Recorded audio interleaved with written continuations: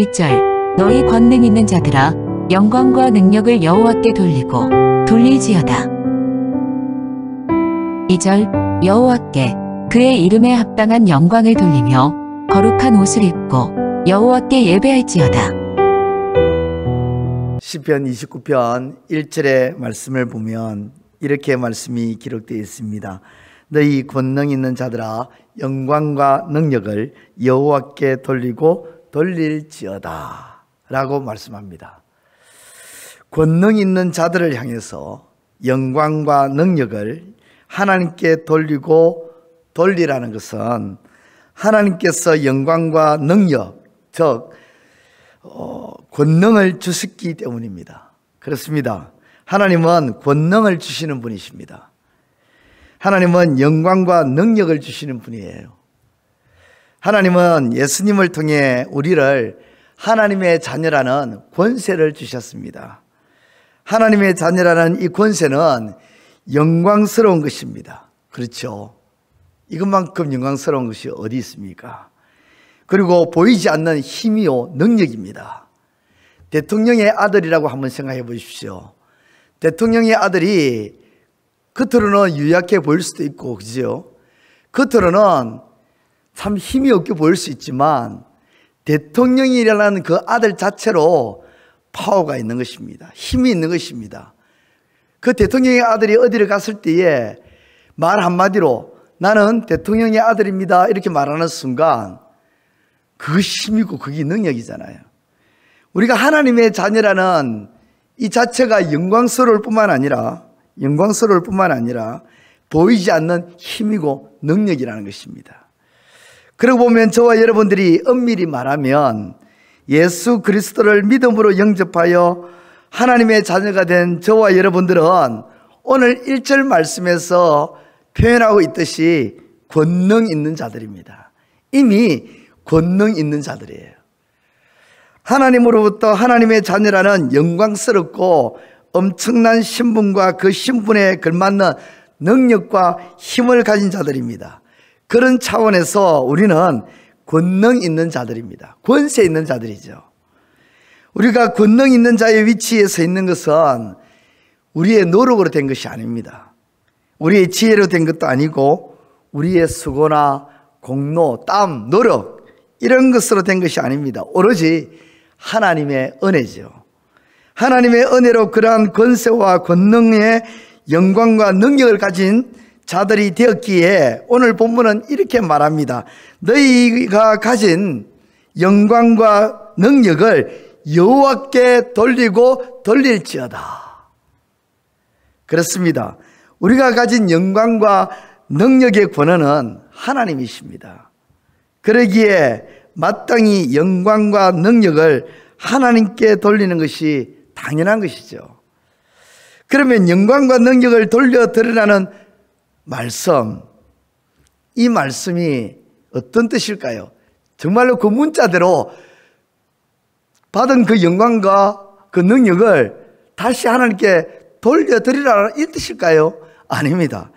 여기서 돌릴지어다 이 말은 내가 가진 그 권능의 영광과 능력, 하나님께로부터 오직 은혜로 받은 그 권능의 영광과 능력을 하나님께로부터 받았다는 그 사실을 인정하고 그분이 주신 것을 감사하며 자랑하거나 교만하지 않고 살아가는 것, 그것이 돌릴지어다 이런 뜻입니다.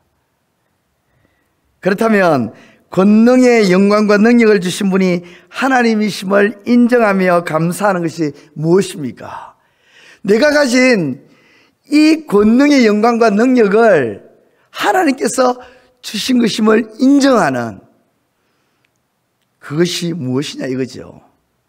그것은요 다른 것이 아닙니다. 예배입니다.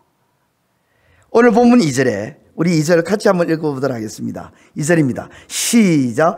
여호와께 그의 이름에 합당한 영광을 돌리며 거룩한 옷을 입고 여호와께 예배할지어다. 아멘. 여호와께 영광을 돌리며 여호와께 예배할지어다. 그렇습니다. 권능의 영광과 능력을 주신 분이 하나님이심을 인정하는 것은 예배입니다. 예배는 우리가 하나님의 자녀라는 권세의 영광과 능력을 하나님으로부터 받는 은혜임을 인정하는 거예요. 그게 예배입니다. 예배는 그냥 와서 하나님께 찬송하고 기도하고 말씀 듣고 가는 것이 다가 아니에요. 우리는 이것이 매우 중요하고 다라고 생각하잖아요. 그죠? 말씀 듣고 기도하고 찬송하고. 그런데 이게 다라고 생각하고 이게 매우 중요하다 생각해서 이게 전부라고 생각합니다. 그런데 그게 전부가 아닙니다. 그게 다가 아닙니다. 예배는 단지 지친 영혼이 예배당에 와서 자기의 그 지친 영혼과 그 마음을 보충하고 가는, 충전하고 가는 시간이 아닙니다. 예배는 우리가 하나님의 자녀라는 이 권세의 영광과 능력을 하나님으로부터 받았다는 것을 인정하면서 하나님을 높이는 것입니다. 그것을 기뻐하며 노래하고 하나님께 찬양하는 것이 예배입니다. 그리고 예배를 통해서요, 우리가 하나님의 자녀라는 권세의 영광과 능력을 시인하고 인정할 때 이것이 제대로 이루어진다면요, 놀라운 일이 일어납니다. 우리가 상상할 수도 없는 일이 일어나는데요, 그것을 오늘 본문이 말씀합니다. 그것이 뭐냐면 하나님의 강력한 위엄이 나타난다는 것입니다. 오늘 본문 말씀을 쫙 보면 10편 29편의 말씀에 보면 하나님의 위엄을 아주 강력하게 언급합니다.